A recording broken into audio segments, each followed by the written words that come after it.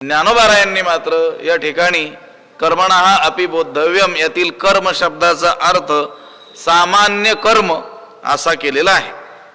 सृष्टी उत्पादक व्यापार त्याला काय म्हटलेलं आहे, कर्म असं म्हटलेलं आहे. म्हणून कर्माचं तत्व काय करावं, यथार्थ जे तत्व आहे ते जाणावं. विकर्मणः च बोद्धव्यम म्हणजे विकर्माचंही तत्व जाणलं पाहिजे. आचार्यांनी विकर्म शब्दाचा अर्थ निषिद्ध कर्म असा केलेला आहे. तर ज्ञानोबारायांनी विकर्म शब्दाचा अर्थ इथे आता या भाषामध्ये करणार आहेत तो त्यांनी विहित कर्म असा केलेला आहे.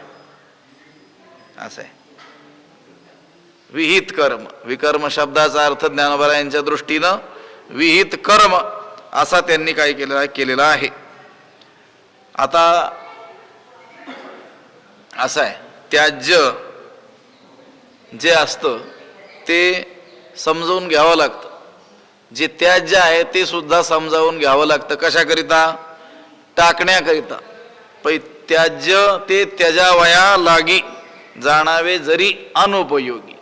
जरी ते आपल्या उपयोगाचं नाही तरी देखील ते टाकण्याकरिता का होईना काय करावं लागत असतं, जाणून घ्यावं लागत असतं.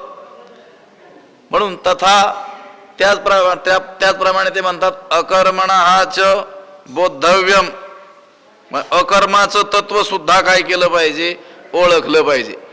आचार्यांनी अकर्म शब्दाचा अर्थ स्वस्थ बसणं, तुष्णी भाव, नैष्कर्म्य अवस्था असा केलेला आहे. तर ज्ञानोबारायांनी त्या अकर्म शब्दाचा अर्थ निषिद्ध कर्म असा केलेला आहे.